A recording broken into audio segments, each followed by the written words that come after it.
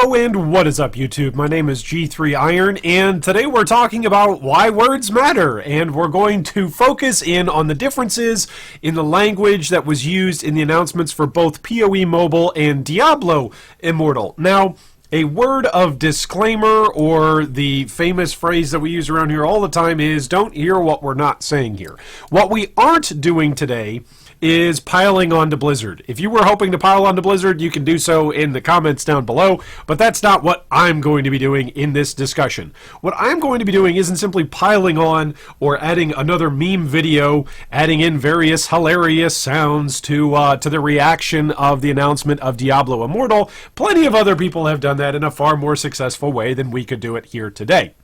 Rather, what we are focused on today is thinking about the way in which Diablo Immortal failed and why it failed in its announcement, whereas POE Mobile, that was announced over the weekend with Exilecon, why that was received so well, just comparing some of the differences. And, of course, I've been studying human interpersonal communication for more than 15 years now, and to me, there were several things just rewatching the announcements from both POE Mobile and Diablo Immortal that really stood out to me about the language that was being used by both sets of companies, both Grinding Gear Games and Blizzard, and the way in which they went about showing off these various products. Because make no mistake, a lot of folks out there want to villainize one side of things and glorify another. Both of these are products. Now, we can vilify one and glorify the other if we choose to, but let's at least start off with the base reality that we all can share while we're having this discussion, that both POE Mobile and Diablo Immortal are products. We're all being sold something, or we're all being told, hey, this is something you should get on your phones. Whether or not we're being sold it, or whether or not it's free to play, and what exactly those business models are, we've yet to even know what those business models are going to look like. So set that part of the discussion aside for now. Right now, we're just talking about the two presentations and some of their differences. So without further ado, what we're going to do is we're going to watch the Diablo Immortal announcement leading up to the cinematic. It's about a minute. And then we're going to watch about a minute worth of presenting of POE Mobile, and then we're going to compare some of the language used. So let's hop on over and take a look. All right, so we've got Diablo Immortal that is pictured here with Wyatt Cheng that is about to come on stage, and then we've got Chris Wilson that's just about to introduce POE Mobile. So we're going to start with Wyatt Cheng and with Diablo Immortal first.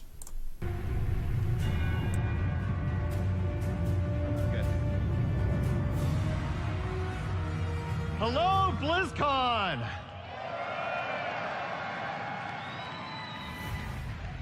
Blizzcon, we love Diablo. We love the way Diablo has brought millions of players around the world together to slay demons. Our modern world is an increasingly connected one. Our mobile devices keep us closer than ever to our friends, family, and loved ones. So we knew we want to use mobile devices as the platform for a new Diablo game, because nothing brings a family together like slaying demons. But we want to do it in a way that's true to Blizzard, putting gameplay first. We want to do it in a way that feels right for Diablo. We are making a full-fledged action RPG you can play everywhere with everyone. Now, I have a cinematic to show you, but first, allow me to set the stage. Okay, so there's Wyatt. He does a great job with his energy. He comes out, he's excited, he's passionate, he's clearly put in a lot of time and effort and thought into this presentation. So again, I don't want to disparage him here. I simply want to highlight some differences. One of the things that stands out immediately as you are listening to Wyatt, he uses the term we and us almost every single sentence. We're actually going to take a look here in a few moments at a transcript of his opening speech there, that first minute. But in the first minute, he's got an opportunity to grab hold of his audience, get them excited, get them involved in what they are about to see. And you heard, this is the uncut, unfiltered, no sound effects added version of this announcement. This is what it sounded like live. Yes, there were some cheers. Yes, there was some positive feedback, but there was also just some awkward silence of folks going, okay, this is the big announcement regarding Diablo this year? Now, again, this isn't here just to dogpile on Blizzard or to dogpile on Diablo, or even worst of all, to dogpile onto Wyatt. He does a great job given the material that he's got to work with.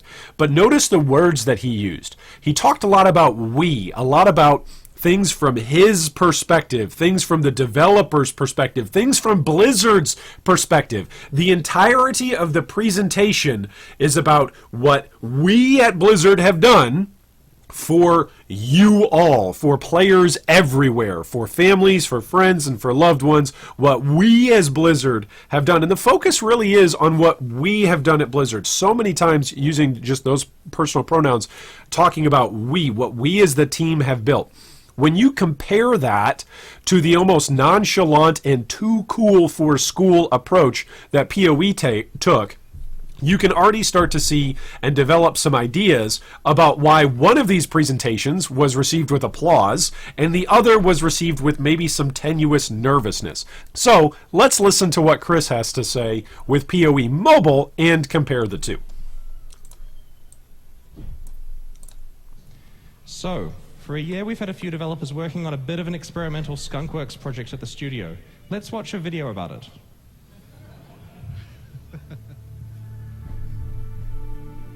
So mobile games are kind of bullshit, right? Pay to win microtransactions, time gates, energy bars, random nag screens, notifications, video ads. You get the idea. There's really... Okay, so we just went for like 30 seconds. That's it.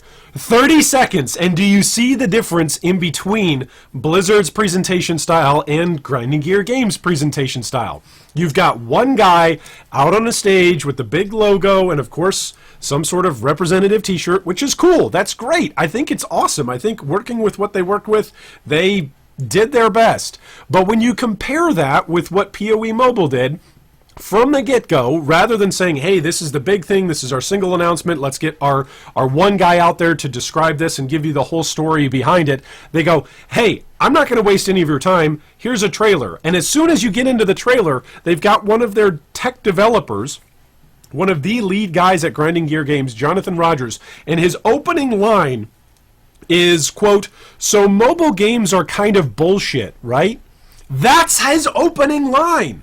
So let's get into why one of these worked and why one of these didn't. With Diablo Mobile, the opening lines from Wyatt Cheng is simply this. Hello, BlizzCon. BlizzCon, we love Diablo. You can look at the transcripts here, and I've got these linked and quoted down below in the video description. How many times does he use the word we? This was something that I was jumping on just a moment ago. So, first sentence, we love Diablo. We love the way Diablo has brought millions of players around the world together. Our modern world, our mobile devices keep us closer. So we knew we want to use mobile devices as a new platform for a new Diablo game because nothing brings a family together like slaying demons. But we want to do it in a way that's true to Blizzard. Like, in less than 30 seconds, we've already heard things coming from we's perspective. Whoever we is, the team developing this game, Blizzard, the promotional staff, all of the people hard at work on the game are saying we. So the entire presentation isn't focused on you as a consumer and as an audience member and as a participant in this game franchise. The entirety of the presentation is focused on Blizzard. It's focused on them and what they've done. When you compare that with Path of Exile Mobile, you've got Chris Wilson, who says, so for a year we've had developers working on a bit of an experimental skunkwork project at the studio. Let's watch a video about it, right? Really quick. For a year we've been working on something. Let's watch a video about it. Not, hey, here's a cinematic, which is what Wyatt's about to do. But he still hasn't gotten to it a minute and 50 seconds in. Chris just simply says, hey, we've been working on something. Here's a video. The video plays, and then Jonathan Rogers' opening line. So mobile games are kind of bullshit, right? Pay-to-win microtransactions, time gates, energy bars, random nag screens, notifications, video ads. You get the idea. So Diablo Mobile's launch, its entire focus was about what Blizzard has done, what the developers have been working on, what they have in their hearts been passionate about. But the reality is when you're working, whether it's in sales, whether it's in persuasion, whether it's in an argument with someone, whether it's in a legal sense, a personal sense, or a business sense, no one really cares about what the other person's passion points are. What they care about is their passion points. And so this really came across in Diablo Mobile's announcement. Yes, this is a passion point for the development team at Diablo Mobile. That's great. But what they needed to do was capitalize on the passion points, the things that the audience would care about, the things that the consumers were going to care about. POE Mobile, in its announcement, focused on things that they knew their audience was passionate about in a way in which was very vocalized. It is a very, very heavily believed sentiment among PC gaming players, which of course everyone at Exilecon was going to be, that mobile games are kind of bullshit, right? They are filled with all of these different problems. And so for POE Mobile to start there with its announcement and say, hey, look, we're going to identify all the problems, and then we'll see if you like what we've put together. And by the way, please tell us if you've liked what we've put together. As opposed to Diablo Mobile saying, hey, this is what we've worked together because we know all of these things. Really, as you start to pull apart the speech that's delivered here presenting Diablo Mobile, it actually becomes more and more arrogant, at least in my mind, when you think about writing speeches and when you think about delivering something that is trying to persuade someone. The focus is solely on the development team, or majoritively on the development team, and it's about what they know. We get a little bit of a lecture here that says our modern world is an increasingly connected one. Okay, what does that line do about Diablo Mobile? We get it. We're all connected. We're all sitting here on our phones. We're all here at Blizzcon 2018, sitting here because we're connected through all of the different digital online platforms that we play on and socialize together with. So there is just a tremendous amount of arrogance and informative, almost bravado that comes out from Blizzard just saying, hey, this is what we've done, and we know you're going to like it. As opposed to POE Mobile going, you know what, there's a lot going on that sucks in mobile gaming. And so, recognizing all the things that suck, we decided we were going to give a stab at it and hopefully not make something that sucks.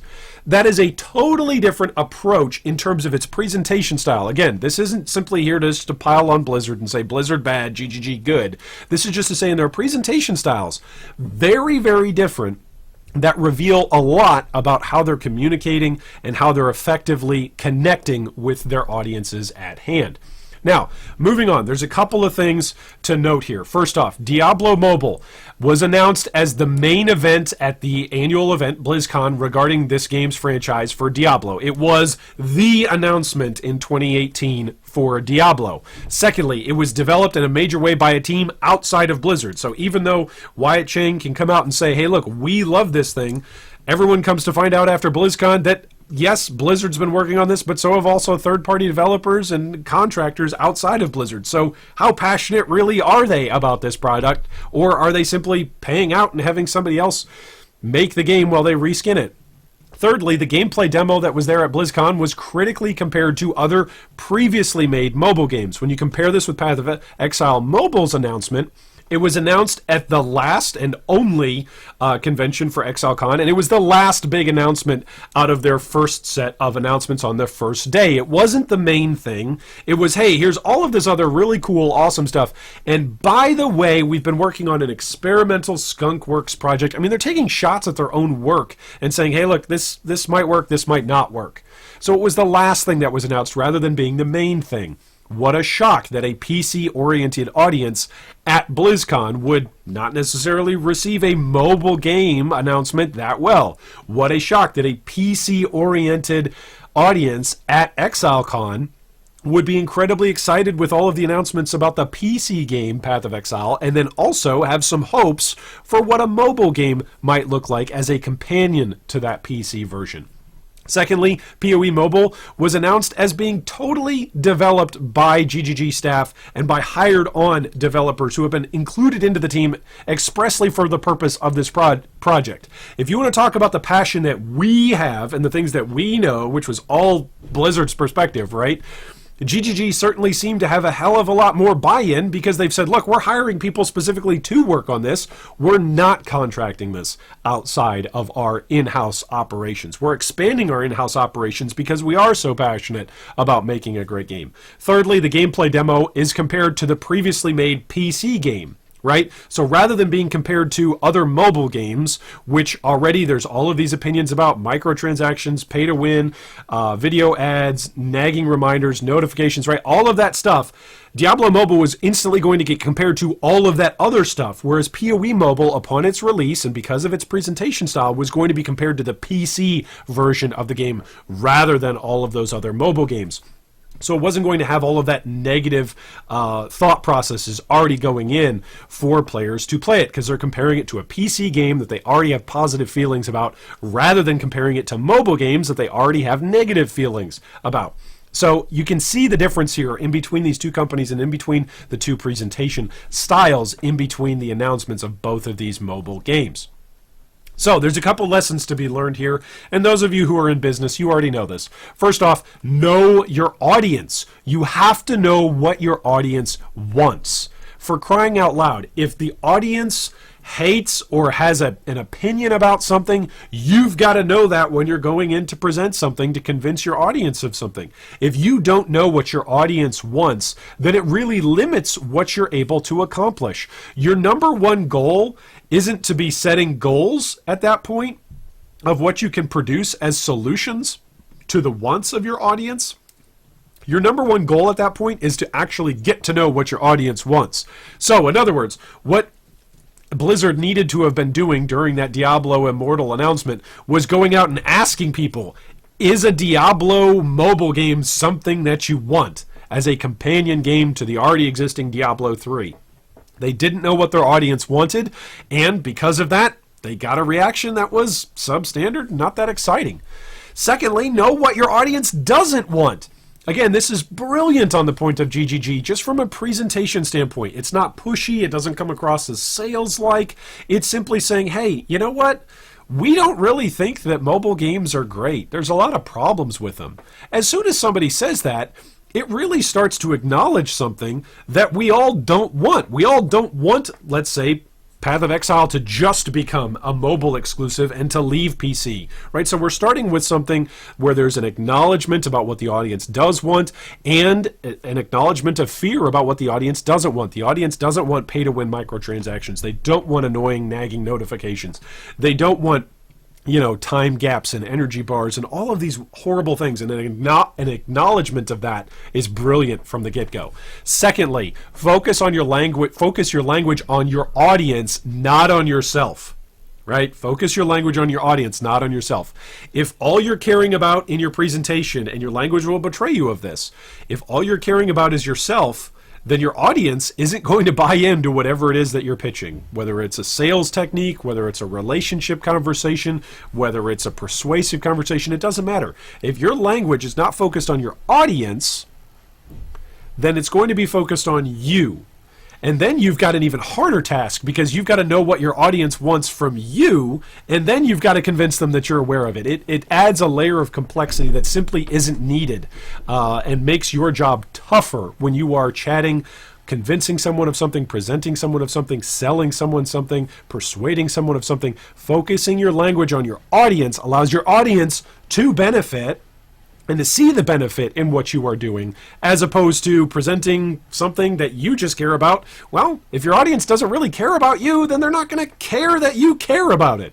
So focus your language on your audience, not on yourself. Thirdly, find common ground in beliefs, and you lead with those shared common beliefs. So at the very end of Wyatt Cheng's speech, right before he sets the stage, as it were, for the cinematic, he says that there is going to be a fully playable action RPG that everyone can play everywhere, or that can be played everywhere with everyone. That's a great opening statement. right? That's an opening statement that cares about the audience, that knows the audience, that knows that the audience literally does have phones and do want to play with each other and are mobile and are social and do live in a society that is constantly connected and constantly moving and constantly transient between places. Like, that's a great recognition of all of those things, as opposed to saying we and what we love to do. You find the common ground in beliefs with your audience, and you lead with those common shared beliefs, rather than the common beliefs being, well, Blizzard really cares about Diablo, right? That's his opening line. We love Diablo. Okay, great. I guess that's a shared belief with the audience. The audience loves Diablo, but the audience doesn't love the mobile version of Diablo yet. They haven't even seen it. They haven't even played it. So you've got to find your common beliefs before you ask someone to adopt a new belief or to adopt a new opinion. You've got to find what's common and then move people to that new and scary thing, or potentially new and exciting thing. And GGG did that so brilliantly. Chris started undercutting it from the get-go, saying it's a experimental skunkwork project, and then Jonathan just opens up this can of worms by saying that mobile games are kind of bullshit. That's some common ground, and that's what POE Mobile started with. They led with shared common beliefs that they had with their audience, all while focusing their language on what their audience didn't want and what their audience did want, which is, of course, more POE.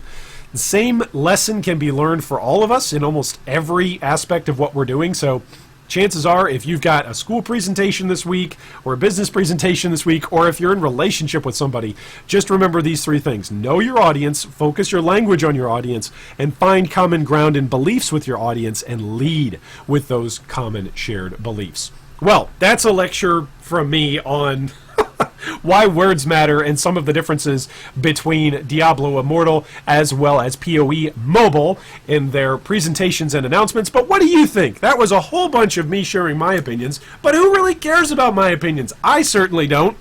Most of the time. Anyway, drop us a comment down below and let us know what your thoughts are. And I hope that this upcoming League 3.9 is the league where a Mirror of Calandra drops for you. Thanks for watching that video. If you'd like more information on any of our discussion points today, you can see them down below in the video description. If you'd also like to join our Discord or support our Patreon, you can do so with the links down below. Thanks again, and big shout out to all of our Patreon supporters.